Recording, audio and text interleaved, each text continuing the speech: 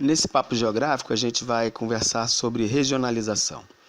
O que é regionalização, as formas de regionalização, a divisão Norte-Sul, a DIT, que é a Divisão Internacional do Trabalho, as etapas da evolução capitalista, comparar a teoria socialista com a teoria capitalista e falar um pouco sobre a sociedade de consumo. Olá pessoal, tudo bem? Aqui é o professor Edivan, de Geografia, e hoje o nosso papo geográfico é sobre regionalização. Para falar sobre regionalização, primeiro a gente tem que entender o que é regionalizar. Regionalizar significa organizar o espaço geográfico, e espaço geográfico a gente sabe que é o espaço transformado pelos homens na sua interação com o meio ambiente, e é o objeto de estudo da geografia, né? Então, quando a gente organiza o espaço geográfico em áreas com características semelhantes, usando para isso critérios pré-estabelecidos, que podem considerar esses critérios aspectos econômicos, aspectos políticos, culturais, qualidade de vida das pessoas, meio ambiente, entre outros, quando a gente organiza o espaço geográfico dessa forma, a gente está regionalizando. Uma das formas clássicas de regionalizar o mundo é regionalizar pelos continentes, né? E aí a gente tem Américas, África, Ásia, Europa e Oceania. Porém, essa organização é mais uma organização física e política, né? Levando em conta aí a separação entre os continentes, mas não mostra muito o que é a realidade do mundo, principalmente um mundo complexo e desigual e diferente como é o nosso, principalmente após a era da globalização, né? Então, hoje, a gente tem duas formas principais de organizar os países e as regiões mundiais que levam em conta os critérios sociais e econômicos de desenvolvimento. Uma dessas formas de organizar o mundo, regionalizar o mundo, é aquela clássica divisão em países do norte, que são países mais ricos, e países do sul, que são países mais pobres, e a regionalização do mundo usando como critério a divisão internacional do trabalho, que é aquela organização mundial que é fruto da evolução histórica do capitalismo e separa o mundo de acordo com a capacidade de desenvolvimento econômico, tecnológico, científico entre países que são detentores de investimentos em alta tecnologia, os países desenvolvidos, países que ainda não têm uma alta industrialização, mas começam a se industrializar, embora ainda tenham muitos problemas de pobreza, que são os países emergentes, e os países pobres ou subdesenvolvidos. Isso, então, é regionalização, e essas duas principais regionalizações a gente vai estudar mais detalhadamente a partir de... A primeira regionalização que a gente vai conversar é a regionalização do mundo em países do norte, países ricos, e países do sul, países pobres. Essa regionalização é uma das formas mais conhecidas de se ver de forma clara a distribuição de riqueza do planeta e levando em conta o processo de concentração de renda. Esse critério de regionalização entre países do norte ricos e países do sul pobres, na sua confecção, ele levou em conta uma divisão muito clara entre aqueles países que ou foram metrópole na época da colonização e os países que foram colônias de povoamento, como os países da América e a Austrália, a Nova Zelândia, que apesar de estarem no hemisfério sul, são considerados países ricos, e todo o hemisfério norte do planeta foram áreas de exploração na época das colonizações, e são países que, devido a esse processo histórico de exploração de matéria-prima e mão de obra, são países subdesenvolvidos. Essa forma de regionalização ela não corresponde exatamente aos hemisférios norte e sul, embora os mapas apresentem norte desenvolvido e sul pobre, não é exatamente o norte e sul definidos pela linha do Equador. Tanto que, de acordo com esse critério, A Austrália e a Nova Zelândia, por exemplo, elas, apesar de estarem no hemisfério sul, elas são incorporadas ao grupo de países do norte ricos, bem como algumas regiões da África, da Ásia e da América Latina, que apesar de estarem no hemisfério norte, né, apesar de serem poucas áreas no hemisfério norte, eles são agregados no critério de regionalização norte-sul ao grupo de países do sul, que são os países mais pobres. Nessa regionalização, a ideia de país rico ou desenvolvido, ela não visa apenas o aspecto econômico, né, medido pelo PIB, o Produto Interno Bruto das Nações, mas também visa muito o desenvolvimento social, que normalmente é analisado de acordo com o IDH, que é o Índice de Desenvolvimento Humano. Então, a questão da boa qualidade de vida da população dos países desenvolvidos é levada em conta para definir, para mostrar esse mapa, né? Aí a gente vê que as pessoas que vivem com a melhor qualidade de vida, na sua maior parte, estão no norte, e essa qualidade de vida se deve principalmente a alguns fatores que são específicos da população dos países mais ricos. Primeiro, a população desses países ela tem uma elevada renda per capita, ou seja, uma quantidade de dinheiro gerado na sua economia por habitante, nesses países desenvolvidos, que possibilita as pessoas terem um padrão de vida e um nível de consumo muito altos. Esses países têm uma população bem menor do que os países pobres, né? 20% da população mundial vive nos países mais ricos. E, no entanto, apesar de ser menos gente, eles têm acesso a muito mais do que se produz no mundo. Os 20% mais ricos, que vivem nos países ricos, têm acesso a 86% de tudo que é produzido no mundo, o produto interno bruto mundial. Então, sobra apenas 14% de tudo que é fabricado, consumido, distribuído, ofertado como serviço no mundo, para ser dividido por todos os outros 80% dos habitantes dos planetas que ficam nos países mais pobres. Nos países desenvolvidos, embora haja uma classe alta constituída por pessoas muito ricas e uma classe média que consegue consumir muito, a imensa maioria da população também é pobre. Isso é uma característica do capitalismo, né? Não consegue distribuir renda igualmente para todos, mas ainda assim a distribuição de renda nos países desenvolvidos não é tão desigual quanto em países subdesenvolvidos, como por exemplo o Brasil. Os altos impostos que são cobrados aí nos países desenvolvidos, eles são investidos em benefícios sociais para a população, hospitais, habitação, escola, estrada. Isso é uma política que se chama welfare state, ou seja, traduzindo para o português, bem-estar social.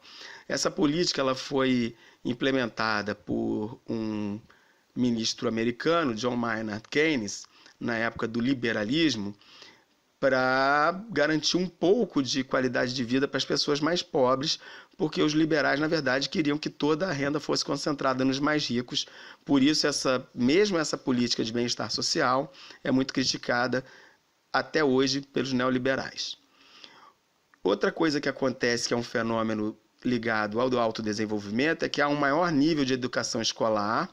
Então, os cidadãos desses países mais desenvolvidos são mais conscientes dos seus direitos e deveres e são mais participantes nas esferas de vida política, no governo e na sociedade. Uma outra forma de regionalizar o mundo é através da divisão internacional do trabalho.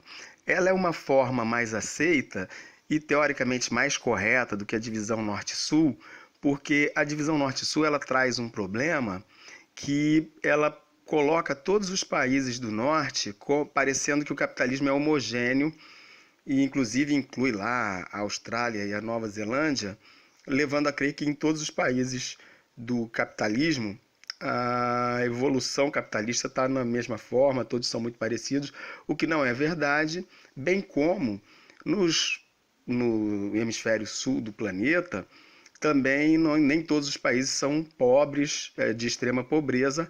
Há alguns países que estão começando a se destacar entre eles o Brasil, a China, a Índia, a Rússia, a Argentina, alguns países que já superaram a pobreza extrema, mas ainda há muita pobreza, mas já começam a ter alguma evolução no seu mercado interno e alguma industrialização.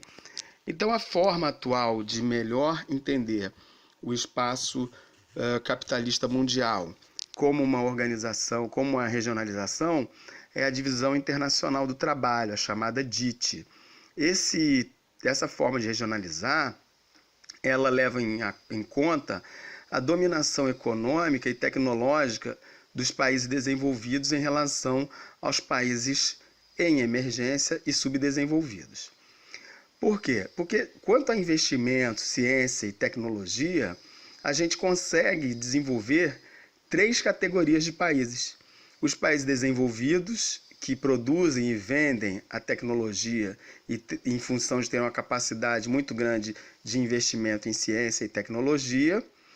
Os países emergentes, que são países subdesenvolvidos, mas já com um bom grau de industrialização. E aí esses países, eles, apesar de também serem fontes de matéria-prima, principalmente de minério e agroecologia e agropecuária, eles produzem mercadoria com base em tecnologia importada dos países altamente desenvolvidos.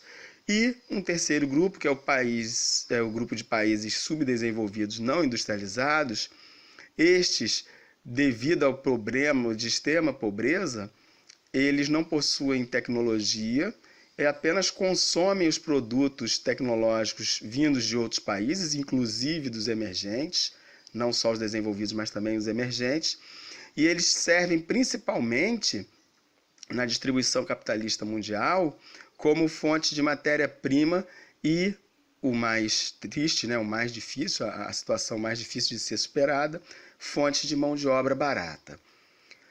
Então vamos lá, para entender cada grupo desses. O grupo de países desenvolvidos, embora não seja homogêneo, não sejam todos os países não tenham um desenvolvimento por igual, ou seja, o país mais desenvolvido do mundo é os Estados Unidos, depois aparece o Japão, a Alemanha, depois os países da Europa, como a França, a Inglaterra, a Itália, mas cada um com a sua forma e seu tipo de desenvolvimento, suas indústrias e serviços característicos, ou seja, nem todos os países do grupo de países desenvolvidos apresentam o mesmo nível de desenvolvimento tecnológico, mas eles exercem grande influência na economia mundial. Eles dispõem de um maior poder de decisão nos organismos internacionais, como a ONU, que é a Organização das Nações Unidas, a OMC, que é a Organização Mundial do Comércio, e o FMI, que é o Fundo Monetário Internacional. Outra característica dos países desenvolvidos é que, devido ao alto grau de investimento e um alto setor financeiro e industrial, eles cediam às empresas transnacionais ou multinacionais, E essas empresas efetuam e fazem grandes investimentos em pesquisas científicas e nos diversos setores da economia desses países. Esse investimento em pesquisa proporciona o avanço das tecnologias e elas são usadas para aprimorar os processos de produção e o mercado desses países, gerando um alto retorno financeiro para esses países na forma de royalties, que é o pagamento que se faz pela descoberta de novas tecnologias, novos remédios, novos produtos agrícolas.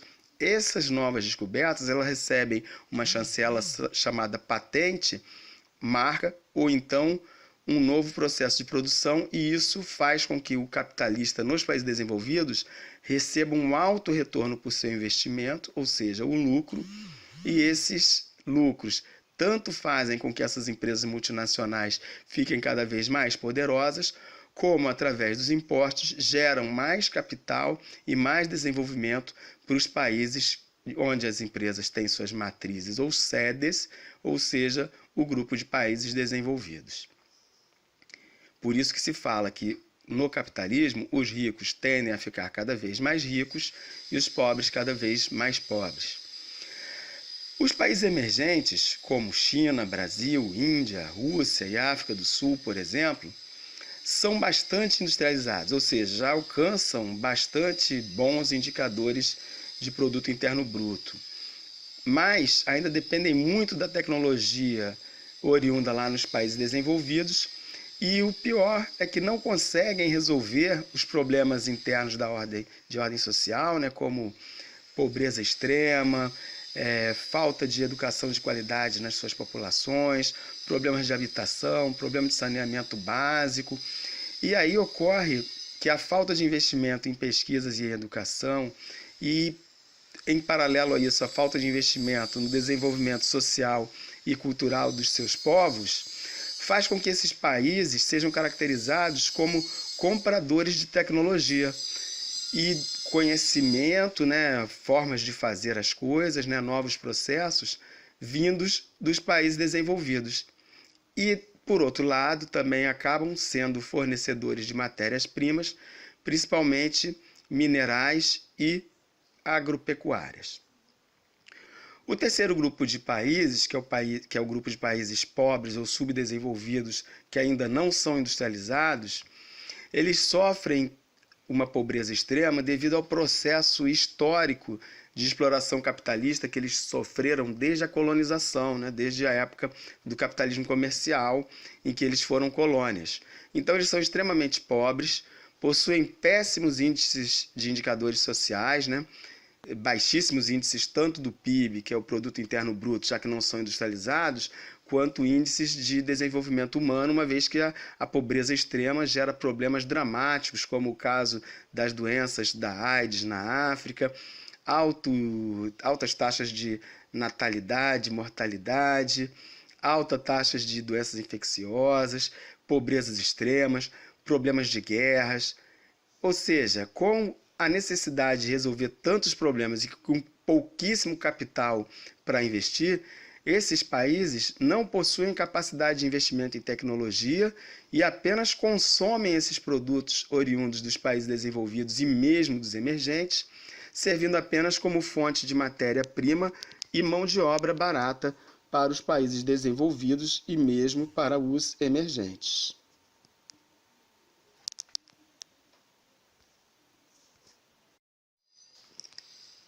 Bom, para entender a divisão internacional do trabalho, a gente precisa entender que a divisão internacional do trabalho ela é uma configuração espacial que é uma regionalização do mundo que se dá como resultado das fases da evolução do capitalismo.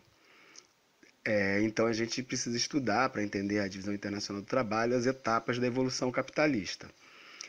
A origem do capitalismo ela se deu no plano político, né, e foi o declínio do poder feudal, né, o declínio do feudalismo, que tinha a centralização do poder nas mãos dos reis, quando surge na Europa medieval uma nova classe social, que eram os burgueses, né? E aí as monarquias absolutistas, né, de caráter nacional, substituem aqueles reis suzeranos, lá donos de seus castelos e de cidade-estado, e passa a haver uma monarquia então absolutista com um caráter nacional, os reinos, né, os grandes reinos, que por sua vez vão dar origem às nações e aos grandes estados modernos, né? Isso a partir do século XV, com as grandes navegações e a busca de novos mercados, motivada lá pelo fechamento de Constantinopla e a busca de novos mares com as grandes navegações. E essa fase do capitalismo a gente chama de capitalismo mercantilista ou capitalismo comercial também. Nessa época, a divisão internacional do trabalho ela se regionalizava, né? Ela fazia uma divisão regional entre os reinos europeus, onde estava surgindo a burguesia, que era a dona das manufaturas.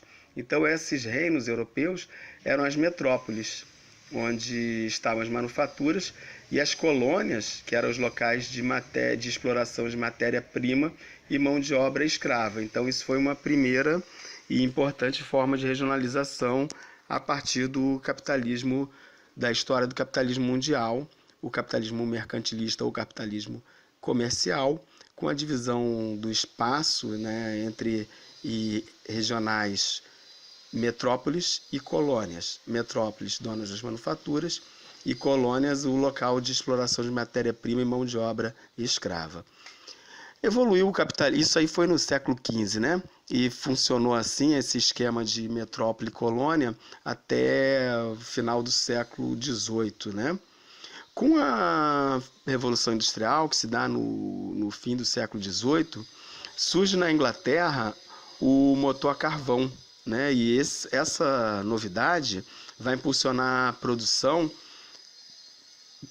de uma forma, numa escalabilidade como nunca antes tinha acontecido, né? As pessoas eram praticamente artesãos, né? Na época da manufatura, cada pessoa confeccionava o seu próprio produto, e na época da máquina vão surgir os operários, vai surgir aquela forma de produção por escala, né? Cada um faz uma parte do produto. Então é o surgimento da classe operária em substituição à classe de artesãos, e a máquina substituir a manufatura. Essa fase é o início do capitalismo industrial. Ela se dá a partir do Reino Unido, onde surgiu o motor a carvão, né? E vai se espalhar rapidamente para a França e Bélgica pela proximidade. Já no início do século XIX, um século depois, ocorre uma segunda revolução industrial com a introdução da eletricidade, né, o surgimento da eletricidade e do petróleo. O motor a explosão de derivados de petróleo vai modificar os processos de produção. Então a industrialização vai se expandir e vai atingir países como a Alemanha, Japão, Itália e, do outro lado do Atlântico, os Estados Unidos da América, né? A disputa por novas áreas de influência capitalista, os países anteriores, Inglaterra, França, Bélgica, que já dominavam industrialmente a Europa e começavam a ter força diante das colônias, dos países que deixavam de ser colônias, eles vão perder a força e de influência pelo surgimento de novas potências, como a Alemanha, Japão e Estados Unidos. Então, essa disputa por áreas de influência vai ter como consequência duas guerras mundiais, né? A Primeira Guerra Mundial e a Segunda Guerra Mundial. Ao final da Segunda Guerra Mundial, o capitalismo financeiro precisava investir a reconstrução da Europa e os países emergentes. É a época chamada capitalismo financeiro justamente porque são planos econômicos que visam capitalizar a Europa, que estava muito abalada pela guerra, né, e precisava se reconstruir, ao mesmo tempo em que precisava identificar novos países para escoar a produção, principalmente dos Estados Unidos, uma vez que na Europa as pessoas estavam pobres. Então é quando vai surgir grandes países aqui na América Latina, como Brasil, Argentina, na Ásia, vão surgir a Índia, a China, vão ser países em que vão começar a se industrializar, principalmente a partir da década de 1950. Então vai ser uma época de grande crescimento técnico, científico e de industrialização mundial. E principalmente a partir dos anos 1970, com o surgimento da tecnologia da informação, vai ocorrer um processo que os cientistas sociais e os geógrafos chamamos de período da Revolução Técnico-Científico-Informacional, ou também conhecida como a Terceira Revolução Industrial, em que a grande tecnologia, traduzida em transportes de altíssima velocidade e redes de comunicação que ligam o mundo todo, vão fazer um grande crescimento do mercado mundial. Em paralelo a isso, entre os anos de 1945 a 1990, ocorre a Guerra Fria, que é uma rivalidade entre os blocos capitalistas liderados pelos Estados Unidos e os socialistas liderados pela antiga União das Repúblicas Socialistas Soviéticas. Porém, não havia um conflito armado diretamente entre as potências Estados Unidos e Rússia. Havia, sim, uma briga por territórios, né? Então, os Estados Unidos armavam uma determinada república, a Rússia armava outra, e eles em si disputavam quem ia alcançar as maiores conquistas espaciais, quem ia produzir armamentos mais poderosos e mais letais. Entre si não havia exatamente um conflito armado, então esse período foi chamado a Guerra Fria. Em 1989 houve um movimento simbólico, foi a queda do Muro de Berlim, e as políticas de abertura e transparência na Rússia, que marcaram o final do socialismo, né?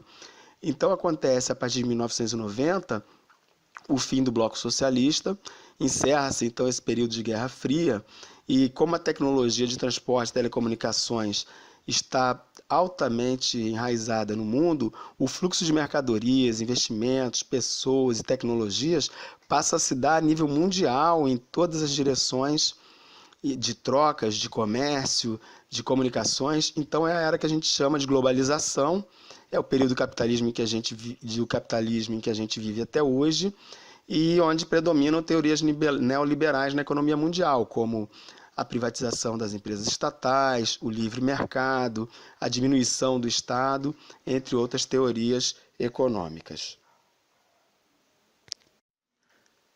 Bom, nesse momento da nossa análise, do nosso estudo aí de regionalização mundial, cabe a gente rapidamente tentar entender um pouco das diferenças entre a teoria socialista e a teoria capitalista. Não cabe a nós aqui identificar qual é a melhor, qual é a pior, mas apenas entender as diferenças.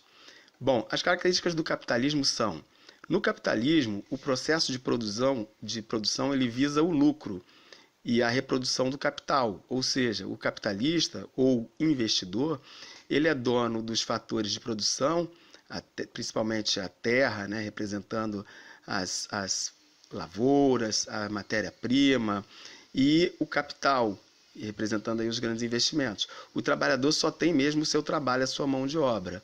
Então, o investidor, o capitalista, quando ele produz algo, quando ele determina um processo de produção para gerar um determinado produto, aquele produto tem que reproduzir o seu capital e obter lucro. Já no socialismo, o processo de produção ele visa uma socialização do bem produzido, ou seja, teoricamente, o que é produzido não pertence a uma única pessoa, pertence a toda a comunidade, a toda a sociedade, e o resultado deve ser socializado. Em função disso, no capitalismo, se preconiza a livre concorrência, né, a iniciativa privada, a livre iniciativa, e as empresas privadas, né, as empresas, os empreendimentos tocados pelos próprios capitalistas. No socialismo, não se prevê uma concorrência, uma vez que não há um único capitalista. O Estado é que desenvolve os processos de produções, então as empresas são estatais. No capitalismo, o capitalista é dono dos meios de produção. Já no socialismo, a socialização dos meios de produção, ou seja, o Estado é o dono dos meios de produção em nome do povo, que deve ser o dono dos resultados. No capitalismo, uma característica marcante é o trabalho assalariado, ou seja, o trabalhador troca pelo seu trabalho uma quantia de dinheiro. Já no socialismo não há um salário, e sim uma distribuição de resultados. No capitalismo, a lógica existente é a lógica de mercado, uma lei de oferta e de procura. Se há oferta de mercadorias, é porque há uma procura por aquelas mercadorias. E já no socialismo, a economia é planificada, ou seja, toda a produção, toda a oferta e toda a procura é planejada de acordo com estratégias boladas pelo mercado para atendimento à sociedade. Uma característica marcante na fase atual do capitalismo é que o mundo é visto como um mercado consumidor global, né? Nós fazemos parte de um mercado consumidor, nós somos vistos como consumidores.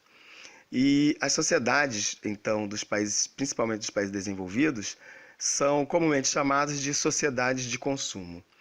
Os habitantes nos países desenvolvidos, eles têm a capacidade, né, têm facilidade de usufruir intensamente de todos os bens e serviços de alta qualidade, de alta tecnologia e mais modernos que são oferecidos pelos capitalistas, né, pelas empresas, pelas indústrias, para essas pessoas, assim chamando-se aí a sociedade de consumo do mundo moderno. Agora, tem um problema que é, com frequência, né, frequentemente, o intenso consumo, um consumo exagerado e muitas vezes irresponsável, leva a grandes desperdícios. E desperdício de recursos naturais, uma vez que as matérias-primas vêm da natureza. Então, as pessoas não notam, não percebem ou não se atentam a isso, e através do grande consumo, principalmente de supérfluos, né, ou seja, de produtos desnecessários, sejam eles gêneros alimentícios, eletrodomésticos de todos os tipos, automóveis de todas as marcas, modelos, velocidades, funções e outras mercadorias, sem pensar conscientemente no futuro do planeta. Ou seja, as pessoas são instigadas, né, pelo mercado de consumo, principalmente pelas grandes empresas multinacionais através da propaganda, a consumirem sem pensar no futuro, né? E aí tem um dado curioso que alguns geógrafos, alguns analistas sociais, alguns cientistas e biólogos que vão verificando o crescimento e o decrescimento, na verdade, dos recursos naturais, hoje se chega à conclusão de que se todas as pessoas do mundo consumissem com a mesma volúpia, né, com a mesma intensidade dos moradores dos Estados Unidos, do Japão e da Alemanha, o nosso planeta ia entrar em colapso por falta de matérias-primas muito em breve e seriam necessários 4 vezes o planeta Terra para atender a toda a demanda por consumo. Nos países desenvolvidos, um outro grande problema que acontece em função desse consumo desenfreado é o lixo eletrônico, que é gerado pelo consumismo da maioria da população, que troca muito rápido os seus produtos, principalmente os eletroeletrônicos, né? Devido à facilidade que tem e ao alto padrão de renda que eles obtêm lá do capitalismo, na maioria das populações desses países desenvolvidos.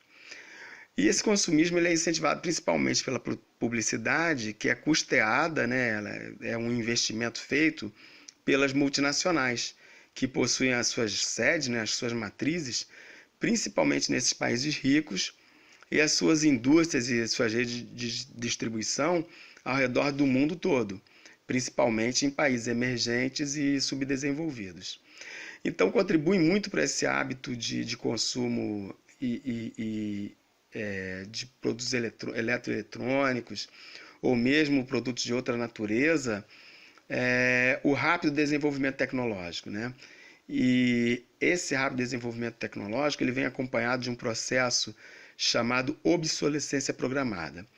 A obsolescência programada ela contribui para aumentar ainda mais o lixo eletrônico, porque um bem que é produzido ou projetado para durar um determinado tempo, essa sua durabilidade ou funcionamento tem que ser o mais reduzido possível, porque senão o mercado não gira, não há necessidade do consumidor comprar novamente aquele produto. Então, a ideia é ter uma durabilidade bem baixa e um funcionamento também reduzido, ou a necessidade psicológica por aquele produto ser estimulada.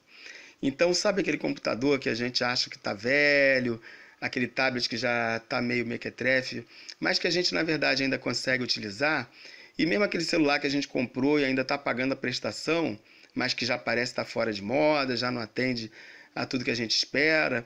O smartphone, que a cada letra muda uma tecnologia mínima, né? Em vez de tirar 2.000 fotos, tira 2.010. Então, esse é o objetivo da obsolescência programada. Os produtos industrializados têm uma duração média de uso reduzida, previamente calculada pelo fabricante, e assim movimentar a indústria de consumo. Bem, a sociedade de consumo, as organizações do mundo em países desenvolvidos, em desenvolvimento e subdesenvolvidos, as divisões do mundo em países do norte, países do sul, e mesmo até mesmo a regionalização mais simples, que é a regionalização continental, são formas de regionalizar, ou seja, organizar o espaço geográfico de acordo com características semelhantes, seguindo algum critério pré-estabelecido. Espero ter ajudado a todos aí no entendimento da matéria. Um grande abraço. Se precisarem de alguma ajuda, procurem o professor Edivan. Vou deixar aí no final dos slides os meus dados de contato. Um grande abraço, bons estudos. e que venham novos papos geográficos com vocês. Um abraço.